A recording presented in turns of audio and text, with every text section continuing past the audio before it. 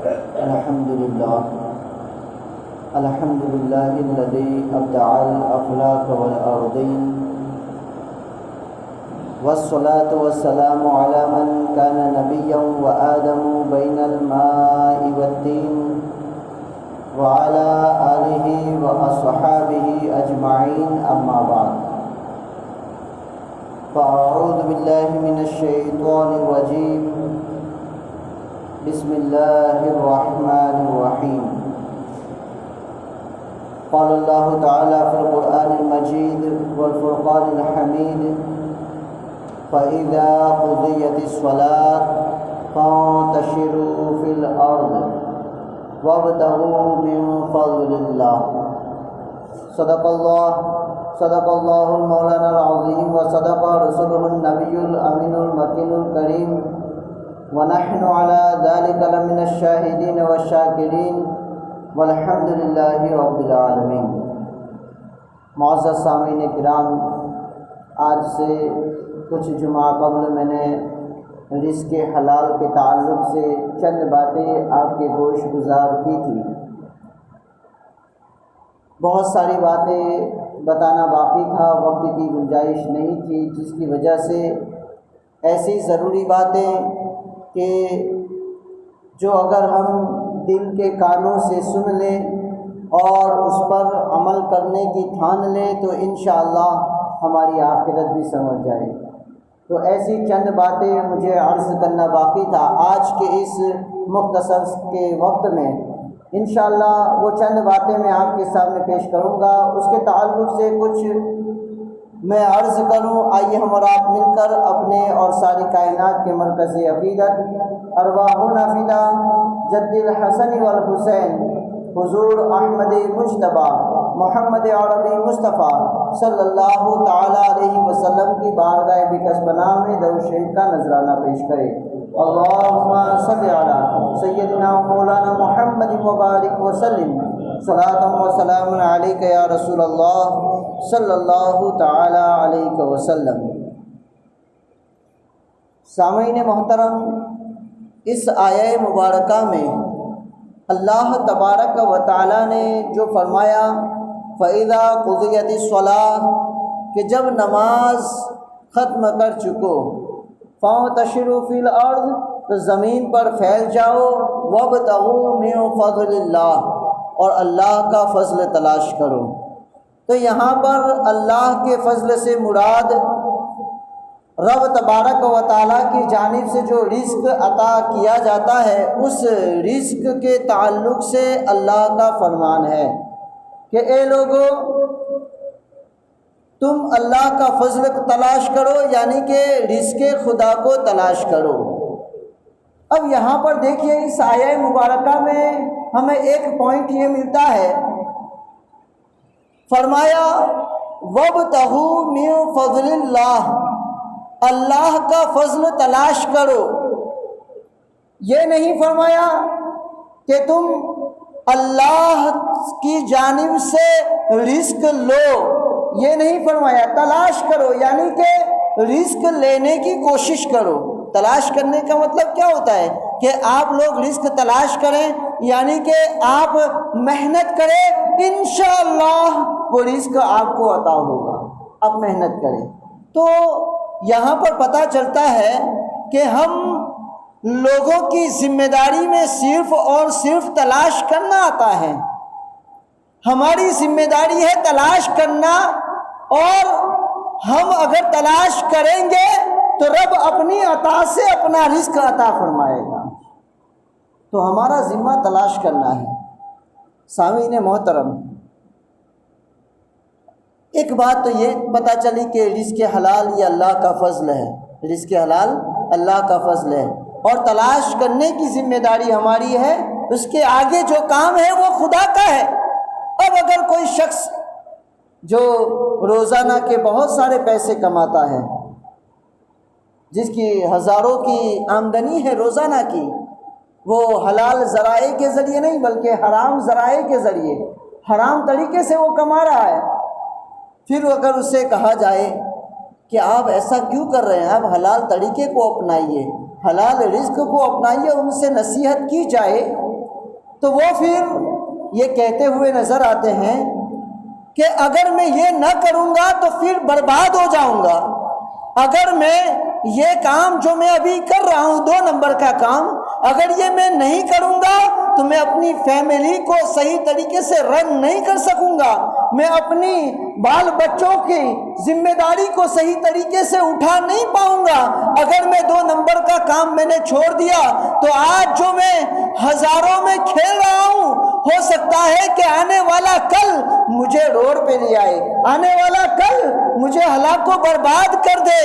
یہ سوچ کر کے انسان اس حرام کے رزق کے دلدل سے نکلنا نہیں چاہتا ہے۔ انسان یہ سوچتا ہے کہ اگر میں نے یہ چھوڑ دیا کام تو میں تباہ و برباد ہو جاؤں گا، میں ہلاک ہو جاؤں گا۔ لیکن اے انسان، تیری نظر ماضی قریب پر ہے، آئندہ کل کے اوپر ہے، لیکن اس کل کے بعد جو اور کل آنے والا ہے اس کل کے اوپر نظر نہیں ہے، جو اس کے بعد ایک اور کل آنے والا ہے، اور ایک ایسا کل آئے گا کہ جس دن ہمیں کوئی عذر نہ ہوگا۔ اس وقت اللہ کے سامنے ہم یہ نہ کہہ سکیں گے کہ اے پروردگار عالم، کیا کروں، بال بچوں کی ذمہ داریاں اتنی تھی کہ میں حرام کی طرف چلا گیا، کیا کروں، بیوی کی مانگیں اتنی تھی کہ میں حرام کی طرف چلا گیا، کیا کروں کہ مجھے اپنے والدین کی دوائی اور ان کے اور فرائض انجام دینے تھے، جس کی وجہ سے میں حرام کی طرف چلا گیا۔ اے پروردگار، یہ ساری وجوہات ہے، تو پروردگار عالم کے سامنے یہ ساری وجوہات کام نہیں آنے والی ہے۔ رب تعالیٰ فرمائے گا، کیا عثمان غنی پر یہ فرائض نہیں تھے؟ کیا عمر فاروق پر یہ فرائض نہیں تھے؟ کیا اور صفیاء کرام، اولیاء اعظام اور ان کے علاوہ اور جو بندے ہیں جو رزق حلال میں مشغول رہتے تھے، کیا ان کے اوپر یہ ذمہ داری نہیں تھی؟ تو پھر جب وہ حلال کے ذریعے اپنی ذمہ داریوں کو ادا کر سکتے تھے تو پھر تم نے حرام کو کیوں اپنایا؟ پھر کیا ہوگا؟ رب تبارک و تعالی اس حرام کی کمائی کے نتیجے میں اس شخص کو جہنم کے ایندھن میں ڈھکیلے گا۔ تو کل روڈ پر آ جانے کا ہمیں خیال ہے کہ کل ہم روڈ پہ آ جائیں گے، اگر میں نے اس 2 نمبر کے کام کو چھوڑ دیا، 1 نمبر کو اپنایا تو میں کل روڈ پہ آ جاؤں گا، میرے پاس کچھ نہیں رہے گا، یہ خیال ہے۔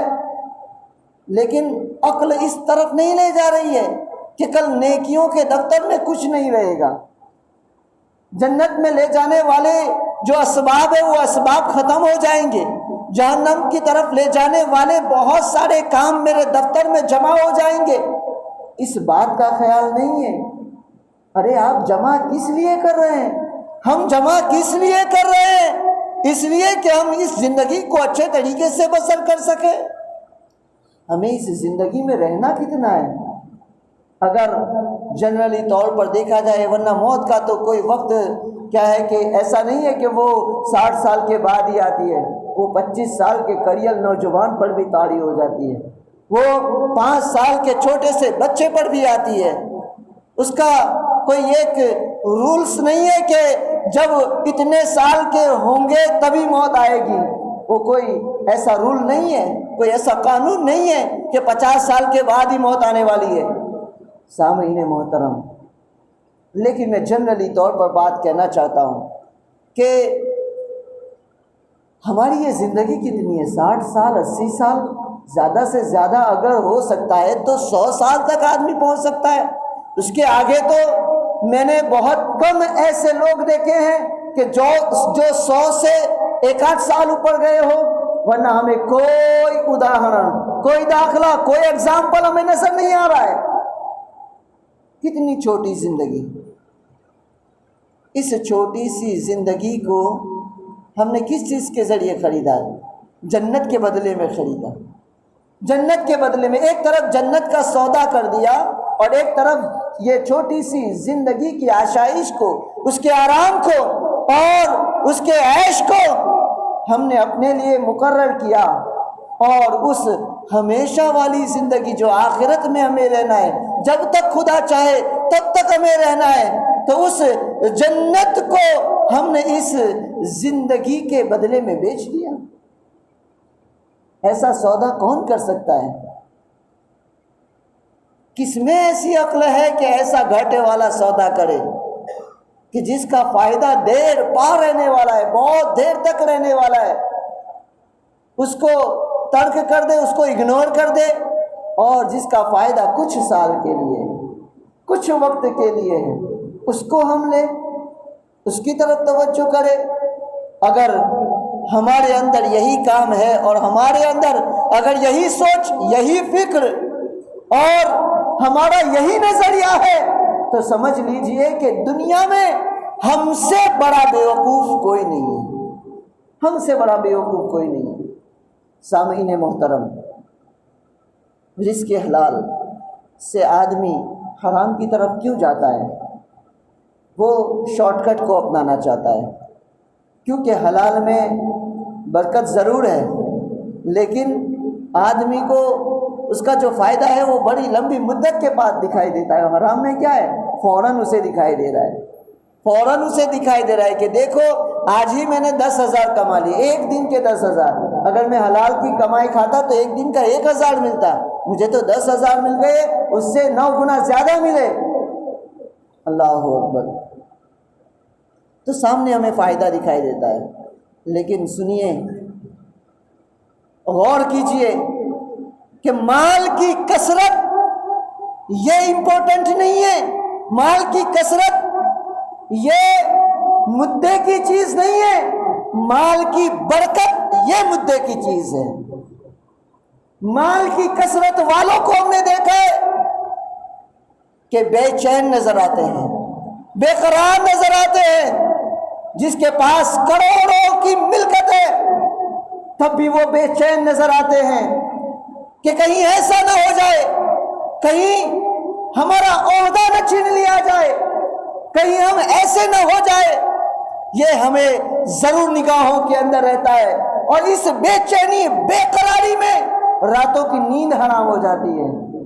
اور 200-500 روپیہ کمانے والے کو رات بھر اچھی نیند لیتے ہوئے ہم نے دیکھا ہے۔ کیوں؟ وجہ کیا ہے؟ وہاں بے چینی کا سبب کیا ہے اور یہاں قرار کا سبب کیا ہے؟ سبب یہ ہے کہ یقیناً کروڑوں ہیں، لیکن غور و فکر کرے کہ وہ کیسے آئے ہیں۔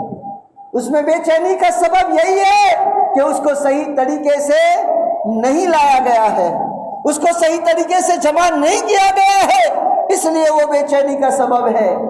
ورنہ قرار اور سکون تو آج ایسے جو سیلری والے، جن کی سیلری 8 سے 10,000 یا 15,000 ہے، آپ نے دیکھا ہوگا کہ وہ بھی بڑے چین و سکون اور قرار سے رہتے ہیں، بڑے چین و سکون اور قرار سے رہتے ہیں۔ اور ہاں، کبھی ان کے اوپر کوئی مصیبت آ بھی جاتی ہے تو اللہ تبارک و تعالیٰ وہ راستے مہیا فرما دیتا ہے، لوگوں کو ان کے لیے کھڑا کر دیتا ہے، تاکہ ان کے پاس ظاہر سی بات ہے، جیسے کہ مسجدوں کے امام ہو یا پھر جو اور جگہ پر جو جاب کرتے ہیں، ہو سکتا ہے ان کے 10-12 ہزار سیلری ہو، تو دیکھا ہے کہ اس کے پاس اگرچہ بینک بیلنس نہیں ہے، لیکن اس کا کوئی کام رکا نہیں ہے، کوئی کام نہیں رکا ہے اس کا۔ یقیناً اللہ تبارک و تعالیٰ وہ راستے مہیا فرما دیتا ہے۔ نہ ان کے بیٹوں کی شادیاں رکی ہے، نہ ان کی بیٹیوں کو دینے کے لیے کچھ چیز رکی ہے، کچھ نہیں رکا ہے۔ ہاں، البتہ یہ ضرور ہے کہ انہیں تکلیف پڑی ہے، اور اس تکلیف کے صبر پر اللہ انہیں جنت عطا فرمائے گا۔ لیکن میرے دوستو، یہ جو جمع کیا ہے بے چینی کا سبب، لوگ آتے بھی ہیں بابا لوگوں کے پاس کہ مال کی کثرت ہے، بہت کچھ ہے، لیکن بے چینی ہے، اس کا کچھ کیجئے، اس کا کچھ تعویذ بنا دیجئے۔ لیکن اس کا تعویذ کوئی نہیں ہے، اس کا تعویذ یہی ہے کہ جس راستے پر کھڑے ہو کر کے تم کما رہے ہو نا، اس راستے کو چھوڑ دو، وہی اس کا تعویذ ہے۔ اس کے علاوہ کوئی قرآن کی آیت ایسا اثر نہیں کرے گی کہ آپ کی حرام کی کمائی میں برکت پیدا کر دے، کوئی قرآن کی آیت اس چیز پر اثر نہیں کرے گی۔ معزز سامعین کرام، میں یہی کہنا چاہتا ہوں کہ یقیناً حرام وہ شارٹ کٹ، یعنی کہ بہت جلدی آپ کو اس کا فائدہ نظر آئے گا، لیکن حلال کا فائدہ دیر سے صحیح لیکن دور تک لے جائے گا ہمیں، کہاں تک؟ جنت تک لے جائے گا ہمیں وہ حلال کا فائدہ۔ سامعین محترم، اللہ کے پیارے حبیب صلی اللہ تعالی علیہ وسلم نے بہت سارے اقوال کے ذریعے لوگوں کو رزق حلال کی طرف لانے کی کوششیں کی ہیں اور رزق حلال کی طرف ہدایت دینے کی کوشش کی ہے۔ بہت ساری احادیث نبویہ ملتی ہے، جیسا کہ میں آپ کو بتاؤں کہ بیمار جو شخص ہوتا ہے نا، بیمار شخص، تو آپ نے دیکھا ہوگا کہ بیمار شخص کو ہم زیر کرتے ہیں کہ کھا لو کھا لو، لیکن وہ کھا نہیں پاتا ہے، اس کو کھانے میں تکلیف ہوتی ہے، حالانکہ کھانا کتنا ضروری ہوتا ہے۔ اگر ہم صحت مند ہیں، اگر ہم دوپہر کا کھانا چھوڑ دیں تو شام تک تو ہم نڈال ہو جاتے ہیں اور کہیں راستے میں ہوٹل تلاش کرنے لگ جاتے ہیں کہ کہیں چائے یا کچھ میں اور اس کے ساتھ ناشتہ کر لوں تاکہ پیٹ کو کچھ سہارا مل جائے۔ ہم نڈال ہو جاتے ہیں، اگر تھوڑا سا ایک وقت چک جائے تو ہم نڈال ہو جاتے ہیں اور تصور ہمارا کھانے کی طرف رہتا ہے کہ میں کچھ نہ کچھ کھا لوں، چاہے بسکٹ کا پاکٹ کیوں نہ کچھ میں کھا لوں تاکہ میرے لیے آسانی ہو جائے۔ لیکن ہم نے دیکھا ہے کہ بیمار وہ کبھی کبھی 2 ٹائم 3 ٹائم نہیں کھاتے ہیں، یا کھاتے ہیں تو 1-2 نوالے کھائے چھوڑ دیتے ہیں، پھر گھر والے اس کو بہت ضد کرتے ہیں۔ اللہ کے پیارے رسول صلی اللہ تعالیٰ علیہ وسلم ارشاد فرماتے ہیں، میں یہ اداہرن دے کر کے آپ کو ایک چیز کی طرف لے جانا چاہتا ہوں کہ دیکھیے، تلاش کرنا ہمارا کام ہے، حلال کو تلاش کرنا ہمارا کام ہے، دینا خدا کا کام ہے۔ اس چیز کی طرف میں آپ کو لے جانا چاہتا ہوں۔ اللہ کے رسول صلی اللہ علیہ وسلم ارشاد فرماتے ہیں کہ اپنے بیماروں کو کھانا کھانے کی ضد کر کے انہیں تنگ نہ کرو۔ اللہ اکبر، کیا فرماتے ہیں؟ ہم گھر والے، ظاہر سی بات ہے، والد ہے تو بیٹے کو محبت رہتی ہے کہ میرے باپ نہیں کھائیں گے، بھوکے رہیں گے، وہ اگرچہ ان کو کڑوا لگ رہا ہے یا کچھ ہے، لیکن باڈی میں پاور لانے کے لیے، طاقت کے لیے یہ ضروری ہے، ہم یہ سوچتے ہیں۔ لیکن اللہ کے پیارے رسول صلی اللہ علیہ وسلم ارشاد فرماتے ہیں کہ بیمار تکلیف میں ہے اور اسے کھانے کی ضد کر کے اور زیادہ تنگ نہ کرو، کیونکہ میرا رب انہیں کھلاتا اور پلاتا ہے، میرا رب انہیں کھلاتا اور پلاتا ہے۔ پتہ کیا چلا کہ یہ کھلانے پلانے کی ذمہ داری اور رزق پہنچانے کی ذمہ داری خدا تبارک و تعالیٰ نے لی، خدا کے ذمے میں ہے۔ ارے تم آج یہ کہہ رہے ہو کہ اگر میں نے یہ راستہ چھوڑ دیا، اگر میں نے گاڑیوں میں سے ڈیزل چوری کرنا چھوڑ دیا، اگر میں نے اور جگہ سے سود لینا چھوڑ دیا، آج میں کسی کو 1 لاکھ دے رہا ہوں، 1 لاکھ دے کر کے 1,10,000 لے رہا ہوں، اگر یہ کرنا میں نے چھوڑ دیا تو میرے لیے زندگی گزارنا مشکل ہو جائے گا، تم یہ سوچ رہے ہو؟ ارے بندے سوچ، جب تو دنیا میں آیا اس وقت تجھے رزق کی ضرورت تھی، اس وقت تجھے رزق کی ضرورت تھی، لیکن تیرے پیر چل نہیں سکتے تھے، تو کچھ چبا نہیں سکتا تھا، تو اللہ نے تیرے لیے رزق کو ماں کے پستان میں رکھ دیا اور ایسا رزق رکھا کہ تجھے چبانے کی بھی ضرورت نہ پڑے۔ ماں کی چھاتی میں تیرا رزق مہیا فرمایا اس خدا نے۔ تو جو خدا تجھے بچپن میں ماں کی گود میں رزق پہنچانے پر قادر ہے، آج جب تو چلنے لگا ہے، آج جب کہ تجھے اور زیادہ کی ضرورت ہے، تو کیا خدا کو تیری ضرورت معلوم نہیں ہے؟ کیا رب نہیں جانتا کہ میرے بندے کو کیا ضرورت ہے؟ اللہ تبارک و تعالی علیم و خبیر ہے، دلوں کے بیدوں کو جاننے والا ہے، وہ آہستہ سے آہستہ آواز کو سننے والا ہے۔ میرا خدا جانتا ہے کہ میرے کس بندے کو کیا ضرورت ہے، لہذا وہ خدا جو ہمیں بچپن میں ماں کے سینے میں ہمیں رزق پہنچانے پر قادر ہے، وہ خدا آج ہمارے گھروں میں ہماری بیویوں کے لیے، ہمارے بچوں کے لیے، ہمارے والدین کے لیے، ہمارے لیے وہ خدا ہمیں رزق دینے پر قادر ہے، بس ہمیں ذریعہ رزق کا اپنانا جو ہے وہ حلال کا اپنانا ہے، حرام کا نہیں اپنانا۔ انشاءاللہ حلال میں بھی اللہ تبارک و تعالی بہت برکت عطا فرمائے گا۔ میرے بزرگوں اور دوستوں، اور ہم ایک دوسرے کا اسی بات سے ایک چیز یہ بھی ہے کہ ہم ایک دوسرے کا حق بھی مارتے ہوئے نظر آتے ہیں. یہ آخری بات آپ کے سامنے عرض کر دوں. ایک دوسرے کا حق مارتے ہوئے بھی نظر آتے ہیں، جیسا کہ عام طور پر بھائی بہنوں کا حق مارتا ہوا نظر آتا ہے کہ باپ کی پراپرٹی میں جس طریقے سے بیٹوں کا حصہ ہے، اسلام نے جو حصہ عورت کے لیے مقرر کیا ہے، آپ یہ نہ سمجھے کہ چوتھائی ہے. یہ نہ سمجھے مفتی صاحب کے پاس جائیں اور ان سے دریافت کریں کہ باپ کے اتنے بیٹے ہیں اور اتنی بیٹیاں ہیں، اور باپ کی جو ہماری باپ کی وائف یعنی ہماری ماں ہے وہ زندہ ہے، تو آپ کو سارا مسئلہ بہت اچھے طریقے سے سمجھائیں گے کہ اتنا اتنا حصہ ان کے پاس آئے گا. وہ بہت اچھے طریقے سے سمجھائیں گے مفتی صاحب کے پاس جائیں گے تو. لیکن ہم کیا کرتے ہیں؟ ہمارا یہ تصور ہے، بھائی یہ سوچتا ہے کہ ہم نے تو اپنی بہنوں کی شادی کرا دی ہے، بہنوں کی شادی میں بہت خرچہ کیا، اس کو اتنے زیورات دیے، اس کو اتنا جہیز میں سامان دیا وغیرہ سب کچھ کیا، لہذا ہم نے اس کا حق ادا کر دیا. اب ہمارے باپ کی پراپرٹی میں اس کا کوئی حصہ نہیں ہے. اور بہن بھی بیچاری چپ ہو جاتی ہے. کیوں چپ ہو جاتی ہے وہ میں آپ کو بتاؤں. اس کی وجہ یہ ہے کہ کل کو اگر اس کے شوہر نے اسے نکال دیا تو ایک یہی سہارا ہے جو وہاں پہ وہ آ سکتی ہے، اس کے علاوہ اس کے پاس کوئی سہارا نہیں ہے. تو وہ خوشی سے نہیں، یہ سوچ کر کے مجبور ہو کر کے اپنا حق معاف کرتی ہے. حالانکہ شریعت نے اس بات کو واضح قرار دیا ہے کہ اگر بہن معاف کر دے تو بہن کے معاف کرنے سے معاف ہو جائے گا.